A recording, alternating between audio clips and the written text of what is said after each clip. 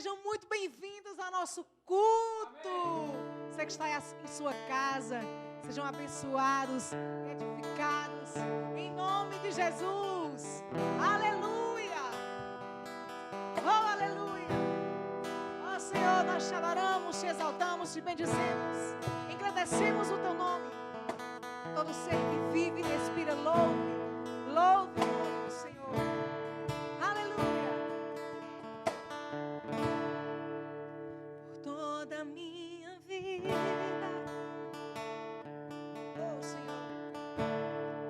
oh Senhor, te louvarei, pois meu fôlego é a tua vida. E nunca me cansarei. Posso ouvir a tua voz.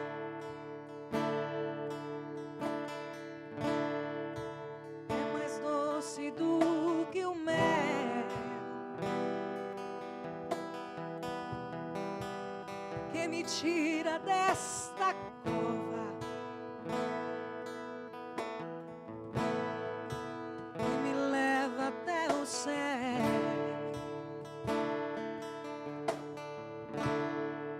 Já vi fogo e terremoto,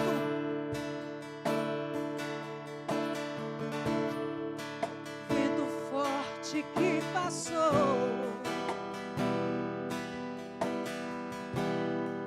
Eu já vivi tantos perigos, mas tua doce voz, mas tua voz me acalmou.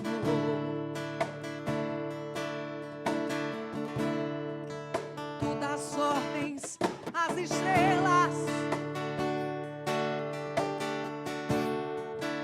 e ao mar os seus limites. Eu me sinto tão seguro no teu colo, oh, Altíssimo. Você que está em sua casa pode cantar, pode louvar.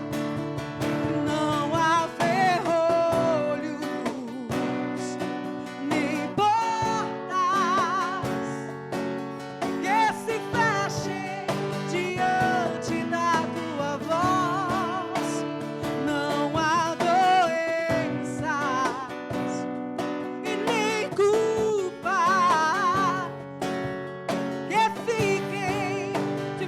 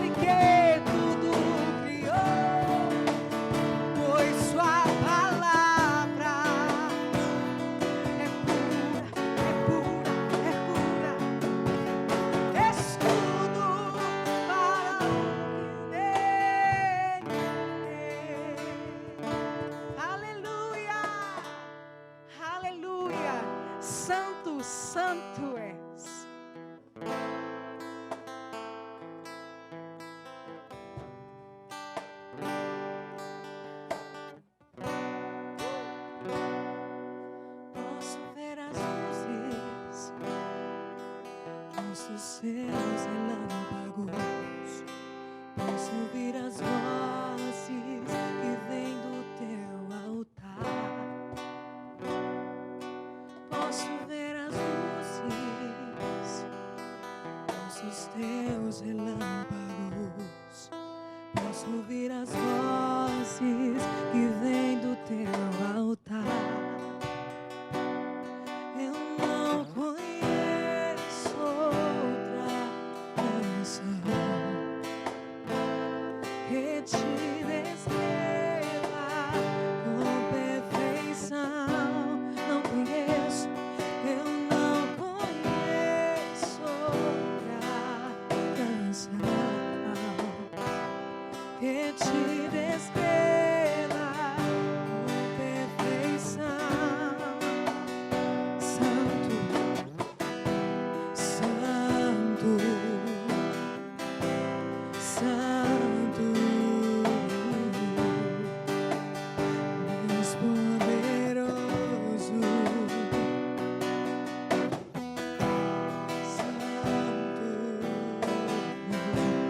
Santo,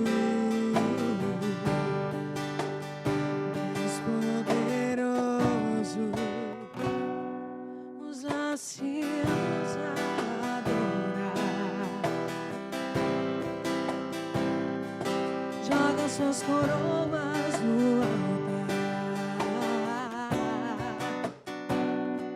as criaturas aclamar. Dia e noite sem parar. Eu não conheço outra canção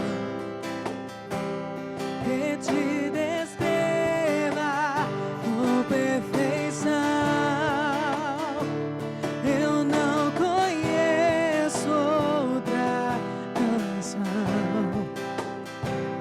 que te descreva com perfeição. Santo, Santo, Santo, Deus poderoso.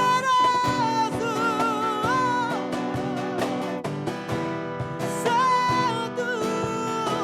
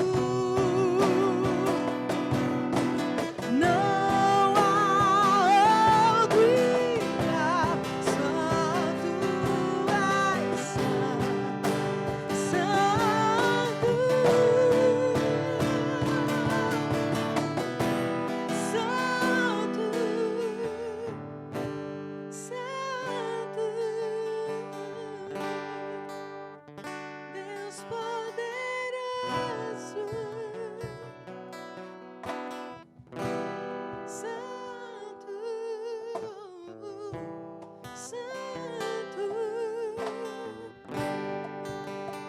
Deus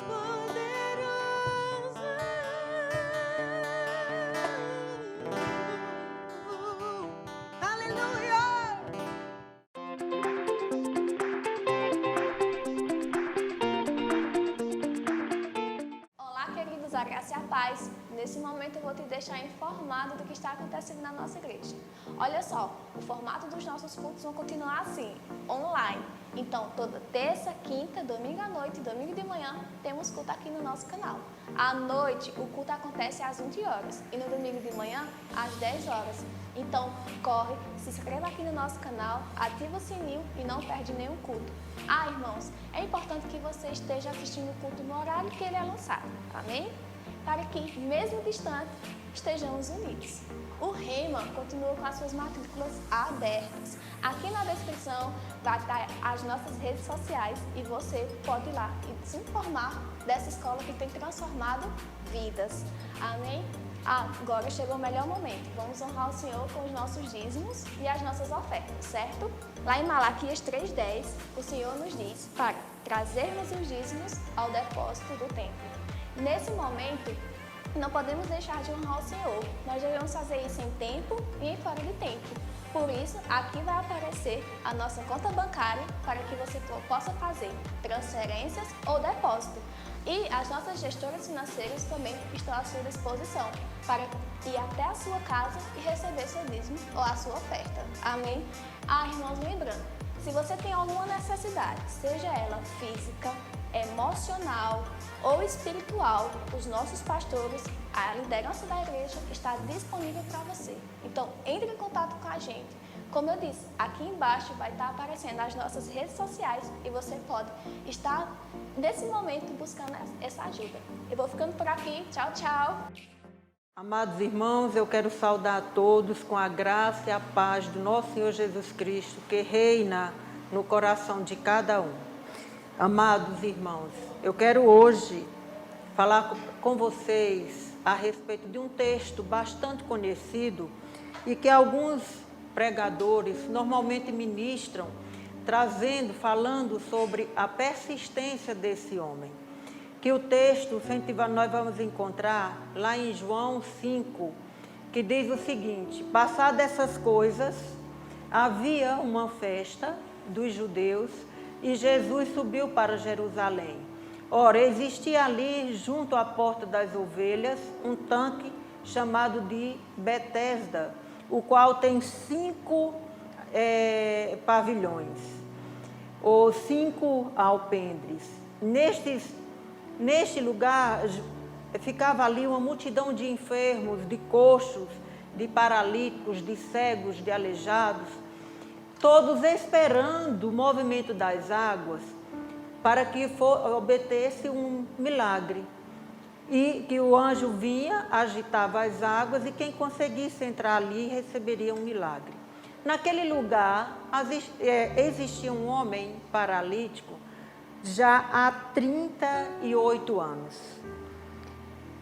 Alguns pregadores gostam de falar sobre a persistência desse homem de permanecer 38 anos próximo àquele tanque, aguardando o milagre. Eu quero falar nesse texto um pouco diferente, de uma forma que eu quero expor 2 lições que eu compreendo ser bastante interessante para a gente analisar. A primeira lição é o entorpecimento materialista daquele paralítico. E a segunda lição é a reconstituição espiritual que Jesus ofereceu. Então vamos ver o seguinte: na primeira lição, o entorpecimento materialista, ele promove sempre um aditamento das enfermidades, que leva os homens para aqueles alpendres, aqueles 5 alpendres de total miséria espiritual. No texto ele está falando em 5 alpendres daquele tanque. Provavelmente, todas aquelas pessoas que estavam ali estavam aguardando um milagre, esperando o milagre. E aquele paralítico não era diferente, ele também estava esperando aquele milagre. No entanto, meus irmãos, o entorpecimento materialista ou o entorpecimento social, ele nunca leva a uma solução definitiva de um problema acarretado pela vigência do pecado do mundo. O entorpecimento materialista não permitia que o paralítico levasse em conta a potencialidade do tempo. O homem, ele se encontra ali prostrado em sua miséria e degradação já por 38 anos. E isto é uma prodigalidade cruel. enquanto outros tecem louvores de propostas e de ajudas humanitárias.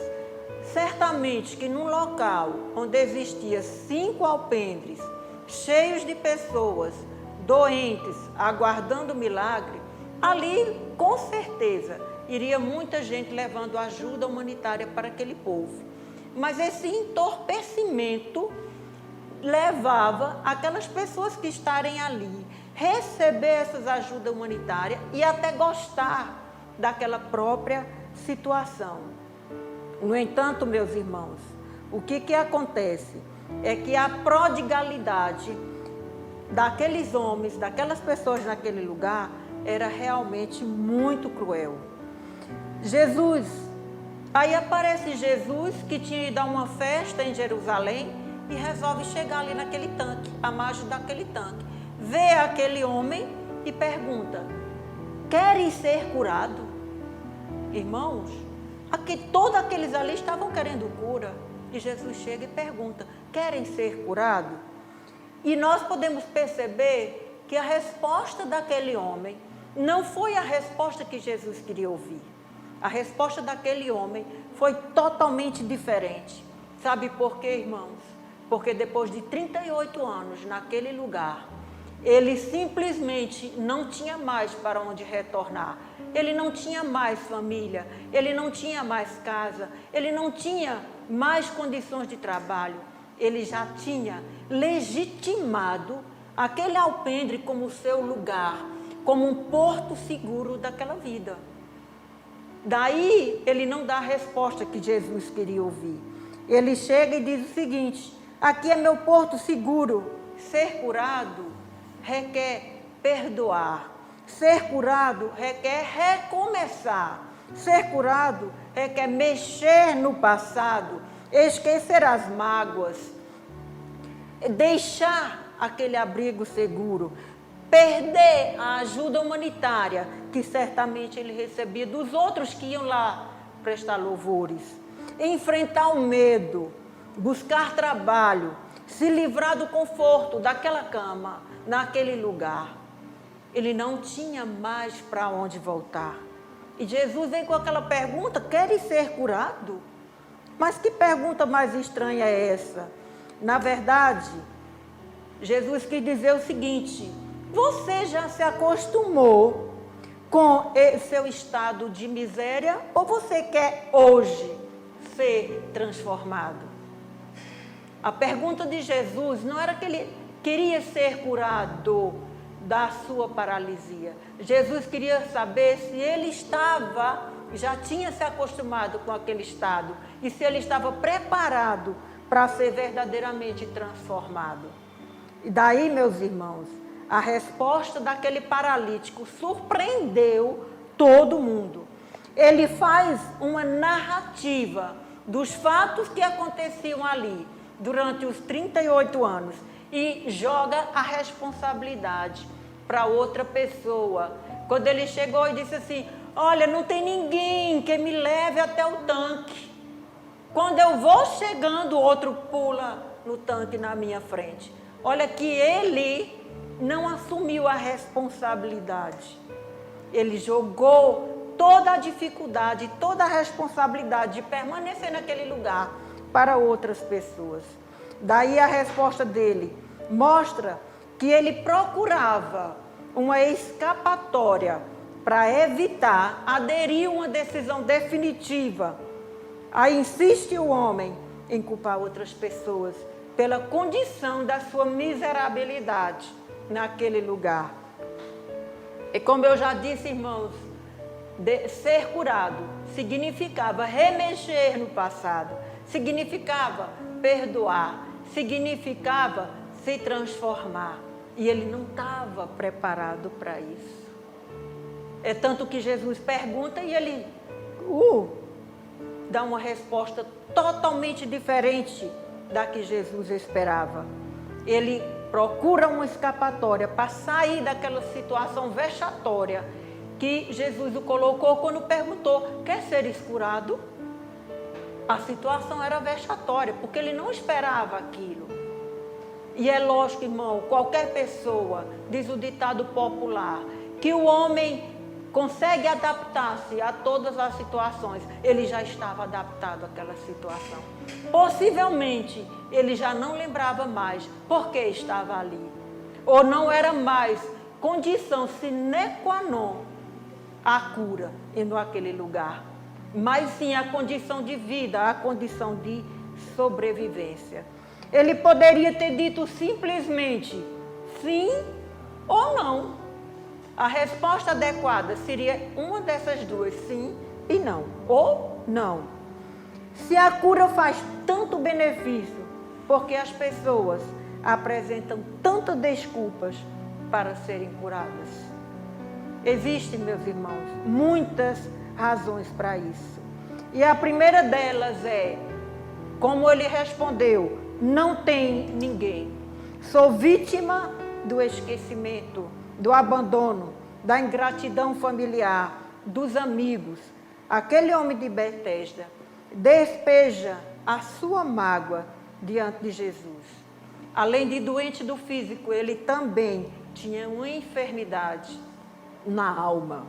Uma outra razão, meu irmão, era o medo. Ele tem medo. Será muito doloroso remexer no passado. O que passou, passou. O processo da cura dói. Muitas vezes significa olhar para trás, reparar danos, recordar experiências dolorosas. Cada pessoa tem um espinho no coração que causa a dor. E para sarar, é preciso remover esse espinho. Não adianta colocar um curativo sobre a ferida. É preciso sarar, cicatrizar através da cura. E é preciso remover o espinho que está no coração. Uma outra questão é, para ser curado, tem de perdoar. O perdão nos liberta, nos cura. Porém, a falta de perdão torna a vida um desassossego. Quem não perdoa não ora e nem adora. Quem não perdoa não é perdoado. Quem não perdoa não adoece. Quem não perdoa é entregue aos verdugos. Não espere a pessoa que lhe feriu mudar. Perdoe e seja uma pessoa livre. A outra consequência, meu irmão, é que para ser curado, tem de esquecer. Diante de Deus, existe um lugar específico para colocar nossas lembranças. As más lembranças é no mar do esquecimento, como diz Miqueias. Esquecer não significa fazer de conta que nada aconteceu. Significa viver além do que aconteceu. Viver além do que aconteceu. Esquecer é não sofrer nem cobrar mais a dívida da pessoa que lhe feriu. Então, ser curado é preciso esquecer, é preciso perdoar, é preciso não ter medo, é preciso remexer no passado. Você quer ser curado? Deus nos chama para viver em santidade e em sanidade. Se não sararmos, não viveremos tudo que Deus tem preparado para nós nessa terra. Certamente, meu irmão, minha irmã, com o passar do tempo, aquele homem legitimou aquele lugar como a sua morada e aquela condição e situação de vida como uma condição normal. O verdadeiro propósito de estar ali naquele lugar que era a cura ficou agora relegado para um segundo plano. O tempo se encarregou, o entorpecimento social se encarregou disso. A cura, meu irmão, oferecida por Jesus, significa uma mudança de atitude, uma mudança de vida, uma mudança de rotina, um recomeço, uma reconstituição espiritual. Imagino eu que depois de 38 anos naquele lugar, este homem não tem mais para onde ir. Se acostumou com a ajuda humanitária e, consequentemente, com a rotina daquele ambiente. De modo que a resposta para Jesus foi colocar a responsabilidade em outras pessoas. Ninguém me coloca no tanque. Foi isso que ele disse. Ninguém me coloca no tanque. Ele não era mais responsável por aquela condição de miserabilidade. Em si, os outros que não levaram ele para o tanque.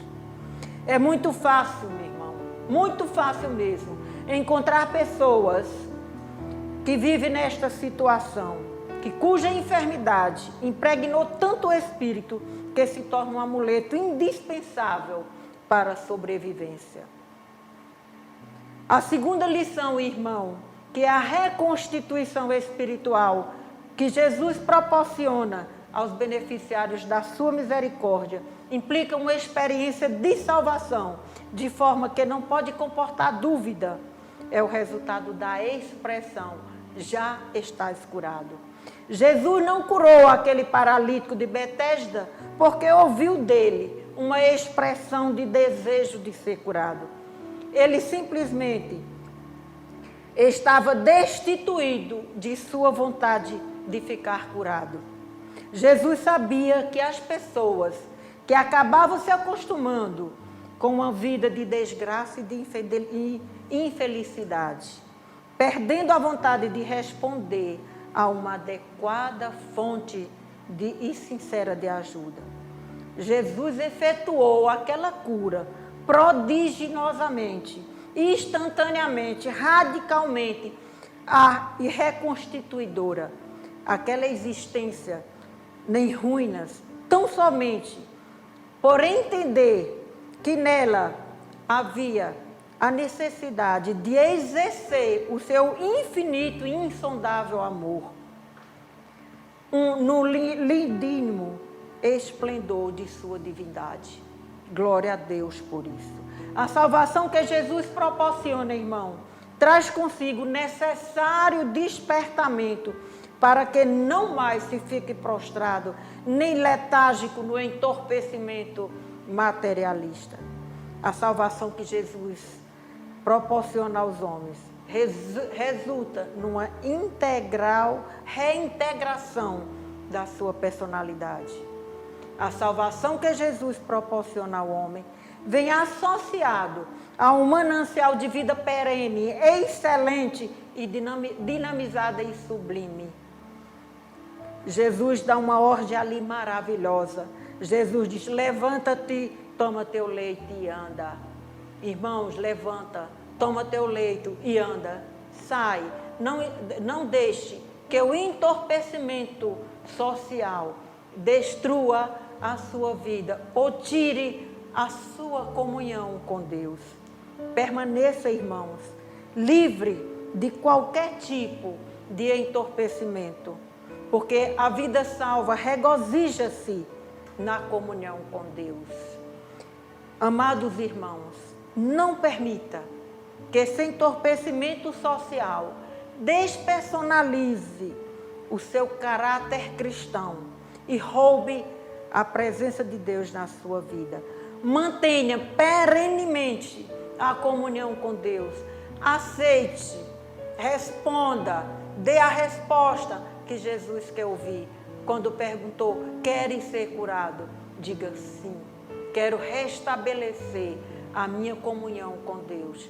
Quero restabelecer a minha vida socialmente dentro da espiritualidade divina. É assim, irmãos, que nós devemos fazer. Aquele homem se acostumou com 38 anos de miserabilidade. Não sejamos nós, nenhum, a se acostumar com isso. Que o nosso espírito se acostume em vivenciar diariamente a comunhão com Deus. Isso sim merece a nossa convivência, merece o nosso aplauso, merece o nosso glória a Deus. a comunhão vivenciada perenemente com Deus. É esse, irmão, a palavra que eu trouxe para os irmãos neste momento. E agradeço a todos e que todos permaneçam na graça e na paz do nosso Senhor Jesus Cristo. Amém. E louvado seja Deus, hoje e eternamente.